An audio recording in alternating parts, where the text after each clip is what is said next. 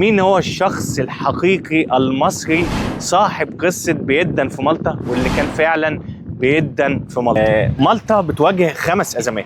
ده أشهر مناط في مالطا. إن شاء الله رمضان في مصر حاجة تانية برضه.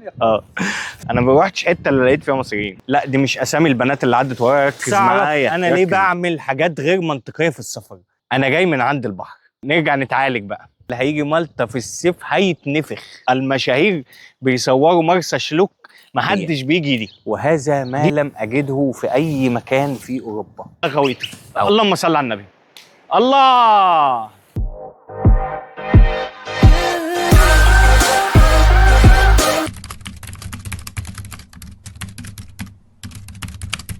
جغرافيا احنا في افريقيا، رسميا احنا في اوروبا. حلقة الوصل بين الشرق والغرب، بين العرب والعجم، بين افريقيا واوروبا.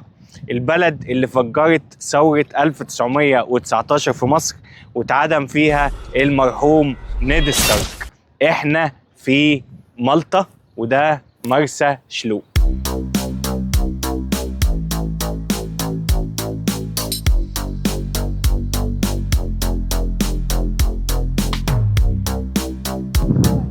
البلد اللي اشهر اكله فيها الفطيره. هنتفرج على حاجات غريبه عجيبه، وبلد اشبه ما يكون بالبلاد العربيه في قلب اوروبا. صباح الجمال. نبدا يومنا الثاني في مالطا الساعه 10 صباحا. ايوه انا بصحى متاخر معلش، اما صحيت بقى ووضبت شنطتي وكل حاجه عشان النهارده تشيك اوت. الجو النهارده بقى مشمس جدا، احنا حرفيا صيف خلاص. وانا متخيل البلد دي في الصيف عامله ازاي، حر، تلزيق، رطوبه، قبه، مش هتطيق نفسك. فاللي يجي يا جماعه يجي شهر 4 شهر 3، هو ده البيرفكت. ما تسيبش نفسك للحر، عشان انا متاكد ان الحر هنا ابن جزمه زي بتاع اسكندريه ورطوبه وتلزيق، وهتبقى رحلتك سيئه ومعفنه. فين النهارده؟ هروح ان شاء الله مرسى شلوك. هنروح مرسى شلوك الاول عشان هو ابعد. طبعا انا كده خدت الجزيره من بوباي ايلاند اللي في الشمال لحد مرسى شلوك ده اللي هو في اخر الجنوب، ونحكي حكايته ليه اسمه مرسى شلوك. ولكن كان لازم الاول اصور لكم حاجات محدش تاني بيصورها واماكن محدش تاني بيروحها زي اللي احنا رحناها امبارح.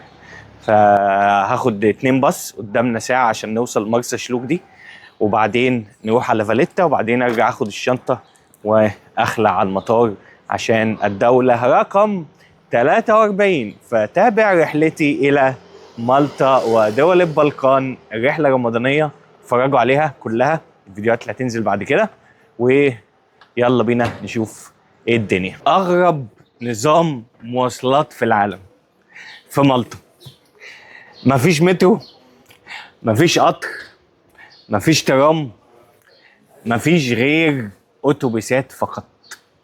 فهذه البلد لا يوجد فيها أي وسيلة مواصلة، طبعا غير العربيات والتاكسي، غير فقط الأتوبيسات. ومالطا الأتوبيسات طبعا هنا في كروت بتشتريها من أي حتة أو من المطار، أو ممكن تدفع في الأتوبيس بالفيزا أو كاش. في ابلكيشن ممكن تنزله اسمه تالينيا كارد، فممكن تشتري تيكت واحده ب 2 يورو، او تشتري 12 تيكت مجمعه ب 19 يورو، او تشتري باس لمده 4 ايام ومعاه الكروز السريعه اللي بتوديك جوزو او الجزيره الثانيه في مالطا ب 35 يورو، او تشتري 7 ايام انليميتد ب 25 يورو. فشوف على حسب انت رحلتك تختار ايه اللي انت عايزه. مالطا بتواجه 5 أزمات. الأزمة الأولى أزمة المواصلات، لأن الشوارع ضيقة جدا والدنيا زحمة، والبلد دي 3 أكبر بلد كثافة سكانية، ومفيش غير أتوبيسات. قلنا مفيش مترو ولا ترام ولا أي حاجة. الأزمة رقم 2 اللي بتواجهها مالطا هي السكن، لأن عشان الكثافة السكانية عالية فمفيش سكن لكل الناس، فعايزين نزود مساكن. رقم 3 التلوث عشان الأنشطة البحرية والسياحية الكتيرة. ورقم 4 السياحة الزحمة، هنا السياحة زحمة جدا بالذات في الصيف. ورقم 5 مش فاكر ايه هي، فقلت اقول اهم 5 ازمات بتواجههم مالطا بس. مرسى شلوك في مالطا، البلد اللي مشهورة بالنسبة لنا بالأمثال بيدا في مالطا. والمثل ده يقال ان المسلمين لما فتحوا مالطا سنة 902 ما اجبروش حد ان هو يخش الاسلام، فكان المؤذن بيأذن، ما كانش حد يجي يصلي. دي في الرواية الاولى. الرواية الثانية يقول لك ان بعد سقوط حكم الاسلام في مالطا وحكم النورمان، ان جه شيخ من المغرب العربي وحب يصلي فاقام الصلاة، فما كانش خلاص بقى فيه مسلمين ولا صلاة في مالطا، فبيدا في مالطا محدش رد عليه. ولكن مين هو الشخص الحقيقي المصري صاحب قصة بيدا في مالطا واللي كان فعلا بيدا في مالطا؟ عبد المعطي عبد الوارث الحجاجي أمير الصعيد. ايه قصة الراجل الطيب ده؟ ده راجل من عين أعيان الأقصر، واشترك في ثورة 19، فلما اتنفى سعد زغلول لجزيرة مالطا اتنفى معاه الشيخ عبد المعطي، وكان هو اللي بيأذن لسعد زغلول وقيادات الوفد في مالطا، فبالتالي هو مؤذن مالطا. ولما رجع مصر سنة 1934 افتتحوا مسجد في الأقصر سموه مسجد أمير الصعيد، وهو كان إمام ومؤذن المسجد. المثل الثاني المشهور وهو بعد خراب مالطا. طيب جاي منين بعد خراب مالطا؟ هنعرف قصة المثل الثاني في الفيديو الجاي اللي هنزور فيه فاليتا عاصمة مالطا. اتفرجوا عليه وما تنسوش اللايك والشير والسبسكرايب. وزي ما بيقول المثل هنا في مالطا، مالطا حنينة خبزة وسردينة. وكانوا بيقولوا المثل ده لما كانوا المالطيين بيعيشوا في تونس، فتونس فيها موارد ومزارع وفواكه، فهم كانوا يفضلوا يرجعوا بلدهم اللي ما فيهاش موارد وما فيهاش اي حاجه وياكلوا عيش وسمك عشان بلدهم وبيحبوها. والسمك هنا بيقولوا عليه حوت زي ما بيقولوا في بلاد المغرب العربي. ومن الحاجات الغريبة هنا إن الناس بتتكلم اللغة المالطية، وهي اللغة السامية الوحيدة اللي بتتكتب بالحروف اللاتينية، وهي جاية من العربية الصقلية، عشان العرب المسلمين الأغلبة اللي كانوا بيحكموا تونس وكانوا بيحكموا صقلية حكموا مالطا من سنة 870 لحد 1091، تقريبا 200 سنة. فتلاقي اللغة هنا قريبة جدا للغة العربية. أرقام إيه؟ 1 2 3 4 دي الأرقام. أيام الأسبوع حد 2 3 4 خميس جمعة. فهتلاقي كلام كتير، يعني تصبح على خير ليلة طيب، صباح الخير، صباح الخير عادي. لما تعوز احنا في السوق هنا، فلما تسأل على حاجة تقول له إيه كم تسوى، كيفك أنت. في مصريين كتير قوي، طبعا في مصريين كتير قوي عايشين هنا في مالطا، وفي ناس جاي بتيجي تشتغل هنا. الزميل كرم حبشي من كفر الشيخ وانا من اسكندريه، فاحنا زملاء يعني. وهو جاي هنا بيشتغل، فبتقعد هنا تشتغل، بتيجي على زي عقد عمل او كده، وبيبعت لك حد وتشتغل موسمي، صح كده؟ ايوه موسمي. ولو عايز تقعد بتقعد، ولو عايز تقعد بتقعد. هو بيبعت لك الورق تظبط بقى كل حاجه في السفاره. تصرف هناك، وهو بعد كده هو بيبعت لك التذكره عليه. اوكي. وبتيجي عليه، بس انت كشف يعني الاجراءات بتاعت عندنا في البلد، انت اللي بتدفع الرسوم وهو بيتحمل. اوكي. لما بتكون انت متفاهم معاه هنا وبتقضي الايام ممكن 9 شهور سنه كلام من ده، يبقى هو واجب عليه ان هو يقطع.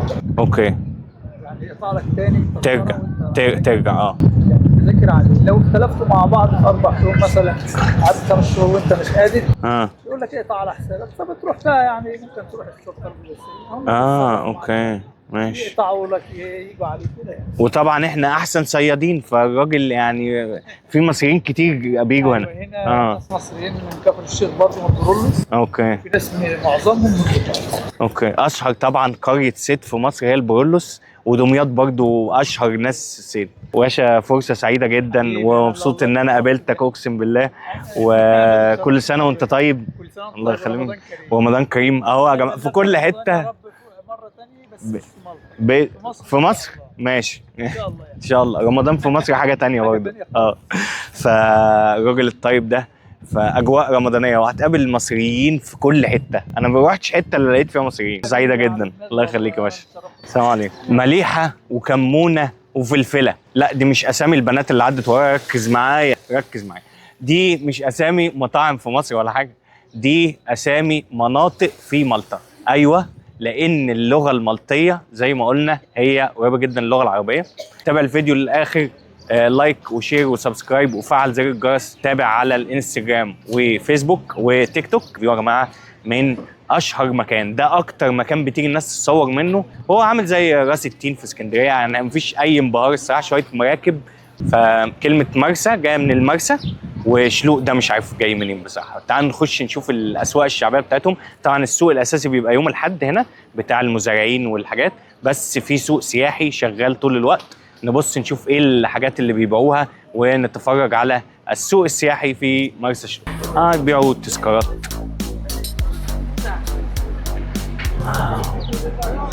حلويات، اللهم اني صائم. ما اعتقدش ان انت هتلاقي مربى التين الشوكي في حته تاني، يعني بس مربى التين الشوكي ما اعتقدش هتلاقيها في مكان تاني، يعني ما حدش بياكل التين الشوكي ده غيرنا، فاحنا والمالتيين مربى التين شوكي. مطاعم بقى وراك هنا ايه، مطاعم على البحر على طول في المرسى. والله راس التين اقسم بالله بس شويه ماركتنج، يعني احنا لو عملنا لراس التين والانفوشي وبحري شويه ماركتنج، هلو احلى مسا يا جماعه، كل سنه وانتم طيبين. مصريين في كل، طول ما انت ماشي بتصور مصريين في كل حته. بص اصلا البيوت اللي على المرسى عامله ازاي، بجد فظيعه حلوه قوي.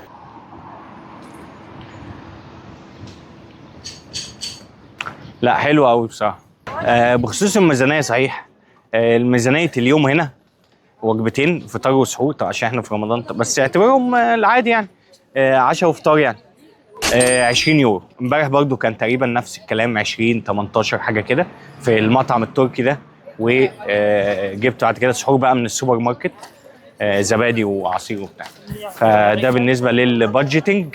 وبادجت المواصلات، انا لسه معايا كارت المواصلات ابو 19 يورو مكفيني اهو اليوم الاولاني، وده ايه اليوم الثاني، وانا لفيت كتير وركبت باصات كتير. قلت لكم الهوستل بكام، فدي كده ايه الميزانيه في مالطا. انتوا مالطا كمان ثالث اكبر دوله في الكثافه السكانيه، 300 كيلومتر مربع، قد غزه تقريبا، وبيعيش فيها 500 الف انسان. فنسبه الكثافه السكانيه 1200 انسان لكل كيلومتر مربع.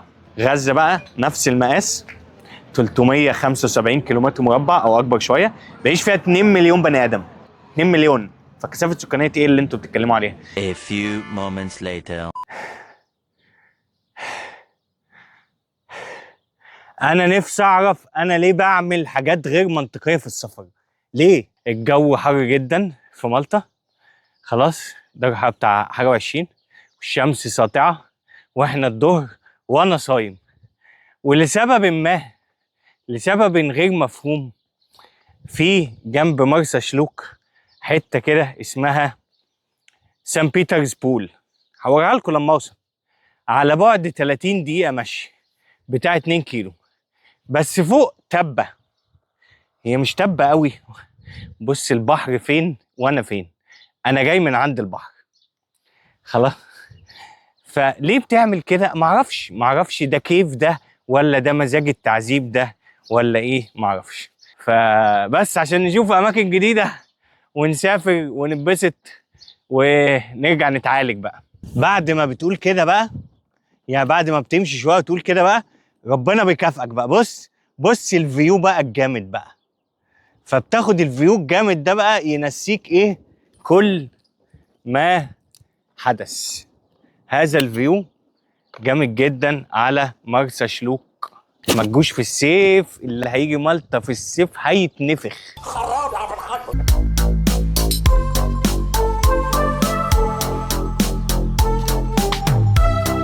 فوق الجبل ربنا كافئني بهذا الفيو الجامد قوي، فيو جامد قوي يا جماعه.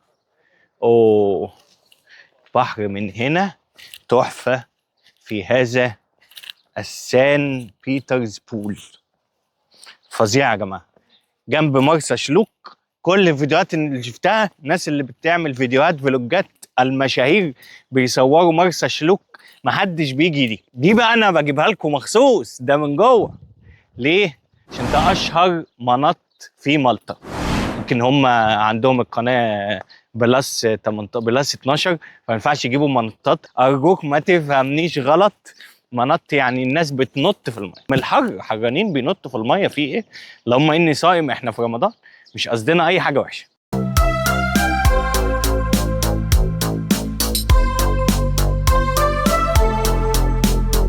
ده ساند بيترز بول اللي تيجي من مرسى شلوك، هتمشي نص ساعه او ممكن تركب تاكسي ويطلعك فوق التله فوق، وبعدين تنزل حته تلاقي نفسك في هذا المكان، حوض سباحه طبيعي، والناس بتنط منه. ومرتفع طبعا ايه، مرتفع حبه حلوين بتاع 5-10 متر، والناس بتنط في الميه.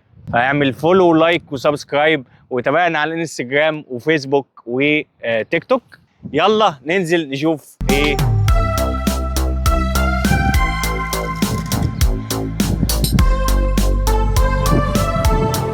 فانا نازل من هذه الحته، وبعدين اكتشفت ايه، ان في سلالم. اللاجئ يا جماعه في سلالم ممكن تنزل من عليها عادي ولا توجعش قلبك ولا حاجه. اوبا في واحده هينط. لا لا لا لا، استنى هيعملها ولا ايه؟ ده باين انه هيعملها ولا ايه؟ يلا يلا جاهز. اوبا بسم الله، بيحضر اهو، بيحضر هيعملها. بص غويطه قد ايه، والله غويطه. اللهم صل على النبي. الله، عاش قوي عاش قوي. عملها وغطس، عملها. شفت الواد خد شقلباظ ونزل ازاي. يلا زميله بقى جاهز، ريدي. نوت جامبينج اون بريك. اوكي، الراجل الشجاع ده هو اللي نزل. الراجل ده اون بريك جبان، مش هينزل. الشجاعه انا احييه عليها، انا ما اقدرش اعمل كده. هيعملها تاني، هيعملها كمان مره. يلا مش هيعملها، انا واقف مستنيه، مش هيعملها. واضح ان هو خلاص اكتفى بالنطه الاولانيه. كويس احنا لحقنا نصورها. شفنا الشاب الحلو الجميل ده خد القفزه من شويه، والفيو من هنا بصراحه فظيع فظيع فظيع فظيع. انا لو في نط تاني ورايا وانا بتكلم، اكيد طلع في الفيديو ما اعرفش. لا يعني لو انت في الصيف لازم تيجي هذا المكان وتنط. حاجه من هذا مفاجاه بالنسبه لي ان البابليك تويلتس او الحمامات العامه هنا مجانيه، وهذا ما لم اجده في اي مكان في اوروبا او اي مكان في العالم، باين مش عارف.